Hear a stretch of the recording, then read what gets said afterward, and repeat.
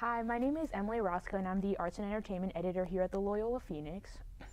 Hi, and I'm Allie Rungian. I'm the Design Editor at the Loyola Phoenix. And in this week's episode of Unscripted, we went to go see The Girl in the Spider's Web, which came out November 9th.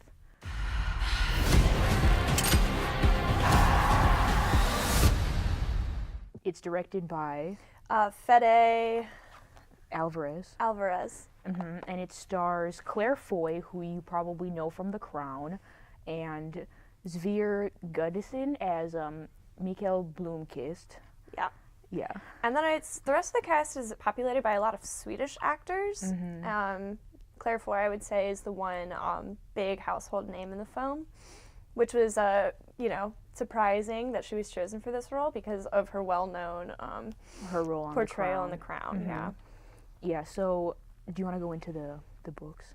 Yeah, so The Girl in the Spider's Web is actually a continuation of the Millennium series, which was started in 2005 by Stieg Larsson.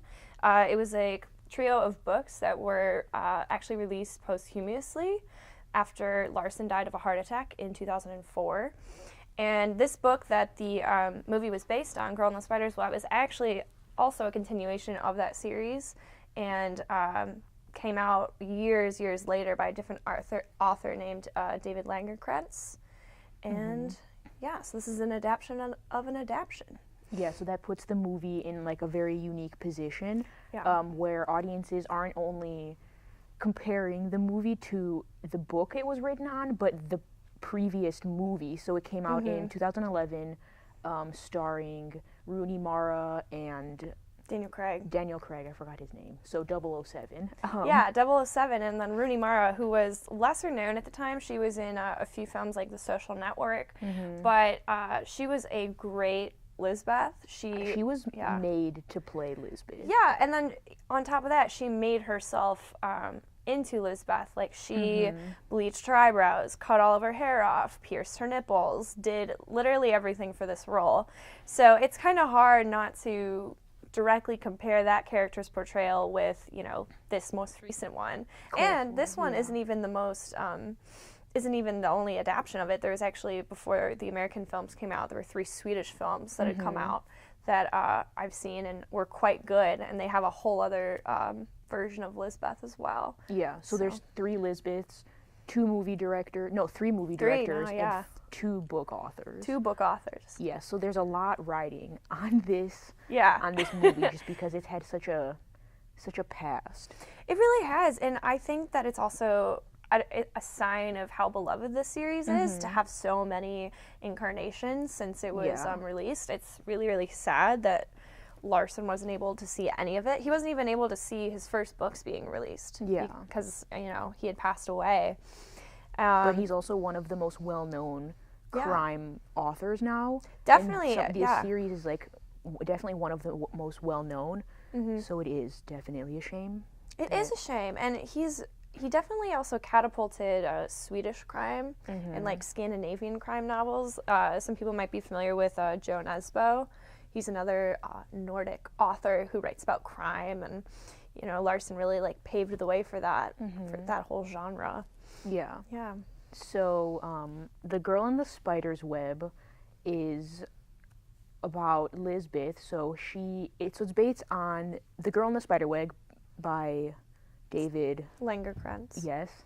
And so she has to steal a piece of technology from the NSA. So she steals it for the creator of it, who didn't want it in the hands of the NSA. But in the process, it gets stolen from her. And then it's just this whole plot following that. And then she gets tangled in a web, which is one created by her sister, who her name is Camille, and she's played by Sylvia Hoeks. She runs a crime ring, basically. So in the books, technically in the spoilers, in the third one, Lisbeth and Camille's dad dies, and he was a Russian turncoat who came to Sweden to seek asylum, and he was a horrible person, was horrible to them, in their childhood, horrible to their mother, and played a major, I would say the biggest role in the development of Lisbeth's character. Yes.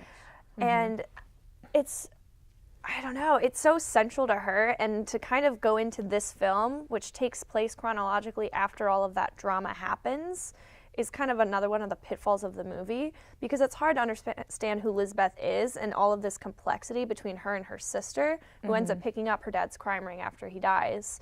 I don't know, that just really gets lost in this film. It's also, don't you think it's interesting that she does pick up the crime ring when she really hated her father so much? Like, why did she continue his legacy? Well, here's the other thing, is that, I mean, as a reader of the books, I've read all of the books. I've been a big fan for many, many years. I've read the first 2 by Larson. Right, the first 2. So I don't even think that she really, I'm sure there was some feelings of resentment, but I don't think that they even went that deep into the way Camille feels. So I think they really, like, dramatized that. They really dramatized the relationship between Camille and her father in this movie, and, you know, just another slight discrepancy among the many that were in this film. Do you want to go into that a little bit? Yeah, what struck me most, I think right off the bat, well, what's easiest is the surface level, so, you know, the choice of the cast. I thought Claire Foy was super interesting because of the dramatic change from the Queen of England to Lizbeth, who Lizbeth is supposed to be one of the most, like, complicated, like, emo would probably be the best word, characters in literature, and she's so tough, and yet she's so vulnerable, and she's all of these things, and the movie didn't do a good job. Yeah, and I don't think Claire Foy did as well, and I know that she has, like, really good acting chops. I mean, she was fantastic in The Crown, one of my favorite shows, but I don't think that she brought the same, I don't know, the same drama and the same emotion, and most importantly, the same vulnerability that Rooney Mara's character did. I feel like it was just, they just dyed her hair black, cut it short. It's actually, her haircut isn't even that much different than mine. Yeah. It's just like a little off the top and some bangs. Yeah. And it just, like, it really wasn't there for me, and I think she, I don't know, not to say that she couldn't have done a better job, I don't know. I just think when we have Rooney Mara to look back at, it was just too big of shoes to fill. And then my other problem was with Mikael Blomkvist. He was a, you know, he's a journalist. He's quite old. In the books he has... I always thought he was in his 30s, at least in Larson's books. Yeah, I think he might be slightly older than that, because in the first book, his daughter is 16. Oh, true. So he's already kind of old. And then, you know, these books, I think, timeline-wise, I'm not exactly sure, but there might be, like, at least 3 to 5 years between the first one and this one. So that's another 5 years. And he just looks so young in this, and he looks like such a pretty boy. And he is a really pretty boy. He was, but he brought that level of, I don't know, charisma that wasn't necessary, I think, to Michael's character, because he was played by Daniel Craig again, who just did in the first movie, the 2011 version, who just, I think, did such a good job. Yeah. And, like, in my head, like, when I'm reading the books, that's who I picture. I picture Rooney Mara and I picture Daniel Craig. Yeah. Definitely not Claire Foy and Sphere Gunnison, because that's not... I mean, yes, the movie also did just come out on Friday, so, like, my brain isn't going to do that switch now. But, I mean, they just don't compare. They really don't. And moving from that to another problem with the movie is that the characters weren't fleshed out. They didn't feel, they felt more like puppets in this. Like, they put on the outfit and they danced around and they, you know, were dragged along by this spider's web, but they didn't actually, there wasn't any depth or complexity to them, especially to Blomkvist, who is, like, a main character. It's up for debate. Even I, like, as a fan of the series, I don't know who I would call the main character between the two of them. I think it kind of switches, because I feel like in a large part, I consider Mikael to be the main character, just because the book starts with him, at least the very first one, starts with him and his problems at Millennial and everything, and then he's introduced to Lizbeth, although then you can make the argument that Lizbeth is the central character because she is the girl with the dragon tattoo and the girl who kicked the hornet's nest and the girl in the spider's web. That's true, but those titles are actually just the American adaptation, like their take. They actually aren't a direct translation of the Swedish Oh, they're not? No. Then what's the, like, girl with the dragon tattoo? There's some called, like, I think one references the girl and references a girl and is, but I'm not sure. I know that they're not all, it's not a direct translation at the very least. And in this film, though, maybe they were like, oh, we're going to take this story, and I believe they do have a colon after the title. They're like, a girl with a dragon tattoo story. Oh, yeah. A la, Star Wars. Yeah. And, I don't know, Miguel in this, he was essentially, to me, a glorified, errand boy. Yeah, he was just like the pretty boy that would like pop up every once in a while. He didn't offer anything to the story.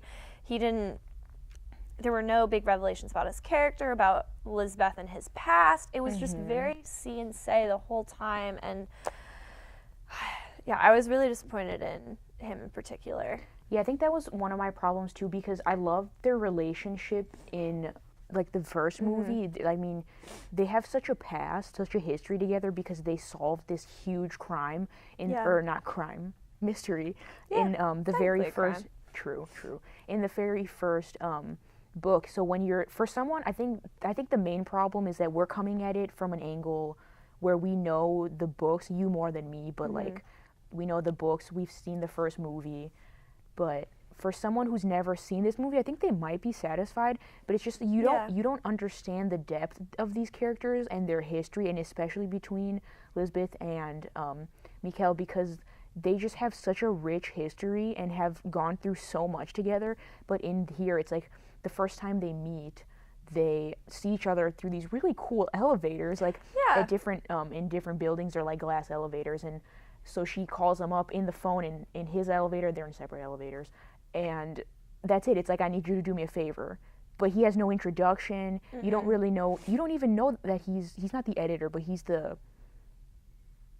What is he at Millennial? He's the publisher, or he's something. He has like a really big title at Millennial. He started at the magazine he works for. He started it with, what's her name? With his friend / lover. Yeah. Who's the editor-in-chief. But you don't know that in this movie. I don't think they say that he works for the paper. The fact that he just did so much, and he's just this journalist who's become so renowned. You don't know any of that. He's like I said, he's an errand boy.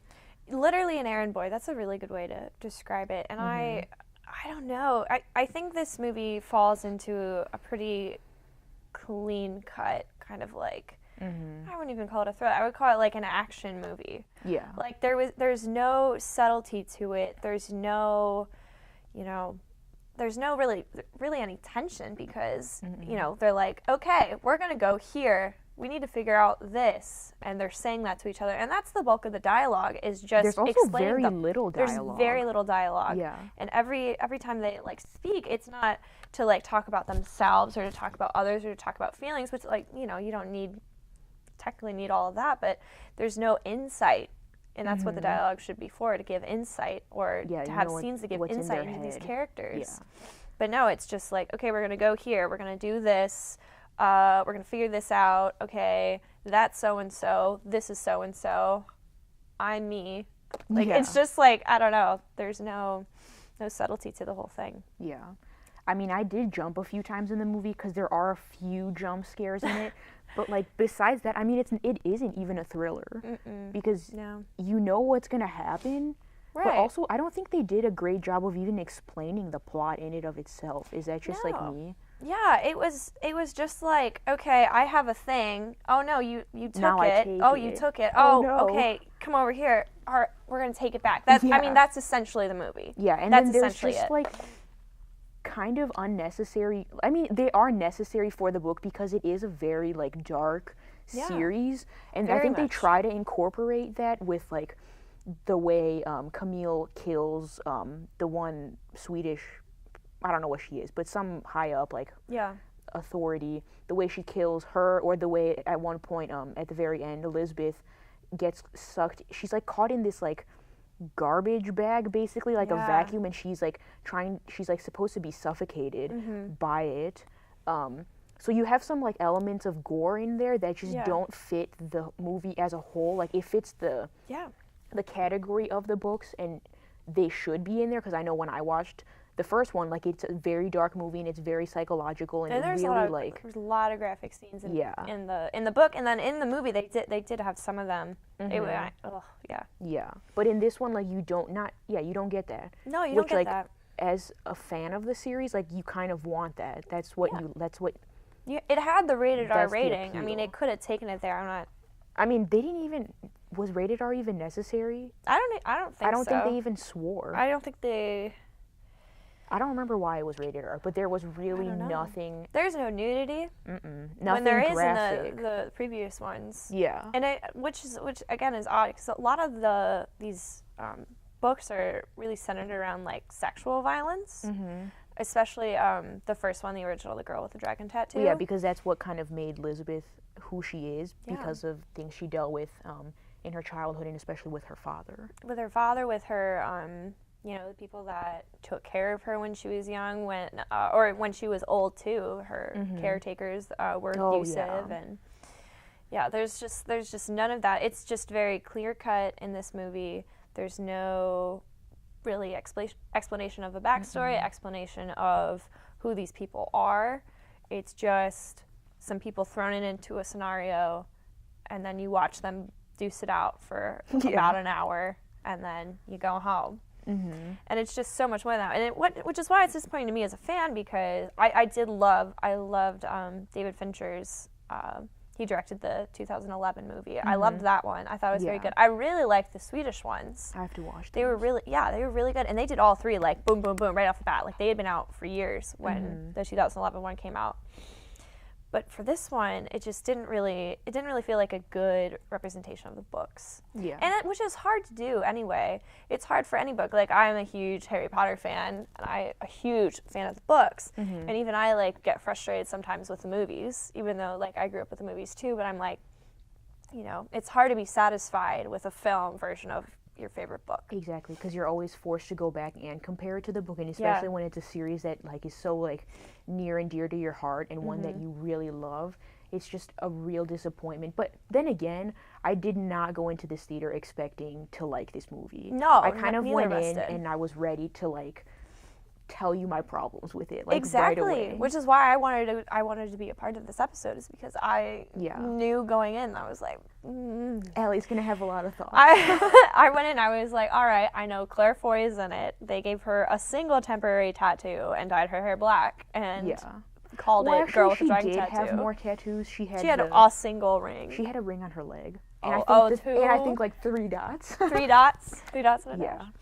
Oh my gosh. Well, I don't even think that was like appropriately like put on her back. I don't think that's the location or like whatever. I don't remember. But she had the dragon tattoo, so she had it, so she qualifies as Elizabeth, apparently. Apparently, but I mean, it is still fun. Like I'm glad that I saw it. I wasn't not entertained by the film. Like I enjoyed sitting there and seeing the characters brought to life, even if it wasn't the best reimagination of those characters. I still, like, as a fan, I like seeing works continued, which is why I wasn't like some diehard fans, I'm sure, didn't even want Langerkrantz to continue Stieg Larsson's series, but I've bought both of the books. The most recent one came out this time last year, his second continuation. That recent? Yeah.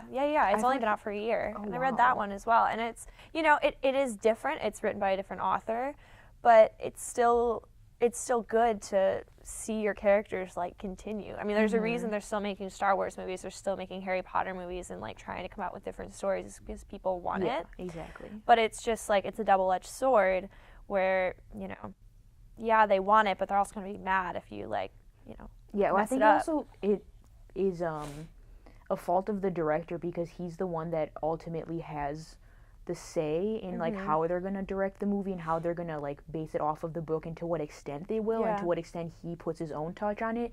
So I think Alvarez. I don't know. He did a good job in not A Quiet Place, in Don't Breathe. He also directed Gone Girl. David Fincher directed Gone Girl. Oh yes, you're right. But he did a good job in Don't Breathe. I liked that, and that also had very sparse dialogue. But the key in that was they still managed to build tension.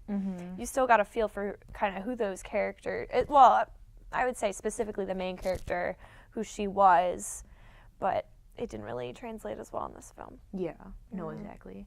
I'm really curious to like hear the opinions of people who have never read the books, or have never seen the other movie, just simply people that saw that this movie was coming out and they're like, oh, a crime thriller, like, let me watch it. Yeah. And I'm curious what their thoughts on it were.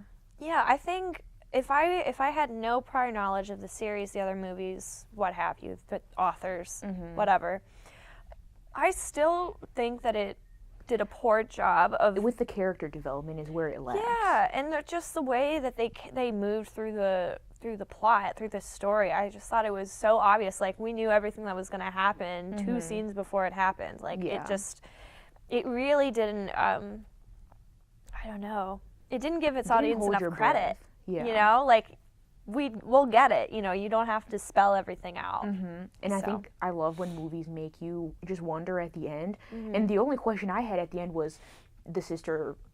she falls backwards on a cliff. My only question was, did she do that intentionally or did she trip?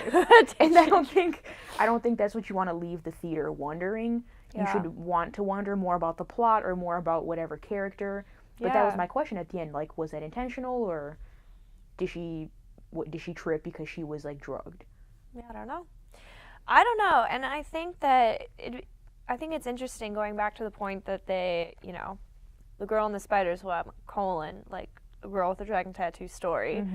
I feel like it might be like a one-off, and then maybe it should just be treated as such. Like, somebody was like, all right, I'm going to take these characters, I'm going to do a thing, but don't worry about it. Like, it's not canon. Like, put it over there, kind of a deal. Yeah. Like, it's inconsequential. So I hope they have their fun and they leave it be. Maybe. Or maybe they get Rooney Mara to come back for the other series. I want that so bad. I want them to make the girl who played with fire and the girl who kicked the hornet's nest with Daniel Craig, with Rooney Mara. And then they redo this one and then do the girl who took an eye for an eye, which is the next one, which isn't as good. Not that this is a book review, but that was probably the worst one. Still interesting. Still enjoyed reading it. Yeah. Not the best. Not the best. I also do want to talk about so what I liked about the film was just, like you mentioned in your article, the art direction. Yeah. And I just think it's like a very pretty film. Yeah. The way it was shot. filmed. Shot. The way it was shot, the way they set things up. And like, it was nice. They did a good job with that. Like, it was just like, I don't want to call it artistic, but it was just visually like appealing. Yeah. The lines and like the colors, and there were several scenes where Lisbeth was sitting in a window. I don't know why there were so many of those scenes. There's a lot of like circular imagery around Lisbeth. You know, there's the red motif of her sister throughout the whole thing. Interesting, yeah. Yeah, which I thought was super, super cool, seeing that like contrast between the two of them. And yeah, but it's still not as good as Rooney. Oh, of course, nothing no. will ever be. That's not going to make up for like any of the plot holes, the like lack of character development, the fact that it doesn't follow the book much. Yeah, it really, really takes some liberties, which, you know, is a creative decision, and but it's worked for other things. Like, I'm a big fan of like Big Little Lies, which deviated greatly from the book. Right, so I never read that book, but you know, sometimes it can work. Yeah. And I still, like, even though I haven't read that book, I feel so strongly about that series because they did such a good job in it that. But when it comes to this film, it's a book that is so loved and so popular and has like an original version of the movie besides the Swedish ones that is just so well done, like so widely like approved. Like, I guess like you shouldn't take liberties like that with the characters. Yeah, you should treat it a little more carefully because. The people have emotional attachments. They do. They really do. I did. Yeah. I do. I mean, I think Lisbeth Salander is like my favorite character in literature. And again, I mean, I've said this before, but Claire Foy didn't butcher it. She's a great actress. She did good. She did but she didn't do fine. Great. She did fine. She did not bring the level of complexity to this role. She did not bring the vulnerability of her character to this role. she was kind of like the star of the show, which again is cool, like, you know, to make it mostly about her, which is fine, but like she's not perfect. And this movie almost made it seem like she kind of was. Like she never really messed up. She never really like did anything wrong. She never really needed any help at the end of the day. No, man, the more we talk about this, the more I just realize how much they left out of her character. Yeah. Because you don't know the fact that she was, she lived in foster homes, and that she's had so many, like, caretakers, and that she's, like, she's not declared insane, but she is, like, mentally ill. Yeah, like, she's a ward of the state. She's a ward of the state. And you don't know that. She seems just like a normal person who, like, might have a few antisocial tendencies, like and quirks. Yeah. She just seems like kind of quirky, where she's supposed to be like deeply scarred, deeply flawed individual. Yeah. Yeah. And vulnerable. Like someone who tries to be tough, but at the end of the day is like vulnerable. Like she's supposed to be very like slight and little, which is why Rooney was great, because she was like the emancipated, you know, small girl. And that's why it's important, I think, to have Blomkvist, her counterpart, be like the older guy that he's supposed to be, because that kind of dynamic is important in the books. And in this movie, it looked like Lisbeth was 10 years older than Mikael. Yeah. So there's that too. Yeah. What would you rate this out of 5? Out of 5? Yeah. Out of 5, probably a 3. Like, I mean, I would probably watch it again just for the fun of seeing my characters come alive, my favorite characters come alive, but it's not like it's going to win any awards. Definitely not. No. No. I don't even know. I'm sure it's doing well in the box office because of what it is. Yeah. But the recognition of the name. Yeah. But probably. Besides that, I don't even know. I think I might give it like a 2.5. Yeah. It's just too many faults. Yeah. And like I said, the one thing I like about it is its art direction, and that really is not enough to give it a lot of stars at all. No. So I think I'd recommend people see the 2011 version. Yeah, don't go see this one. See, just rent it on like iTunes for the $3. Yeah. And you'll save like $7 on the ticket. Exactly. Just go see the better one. Exactly. Or go see the Swedish ones. Go give those some love. I have to go give those some love. Yeah, go give those some love. They did a really, really good job, in my opinion. Lisbeth is a total BA in those. And they're well done. That's subtitles. It is in Swedish. So we like there's subtitles. There's that. I love a subtitle. Yeah. All right. All right. Thank you guys for watching. See you guys next time.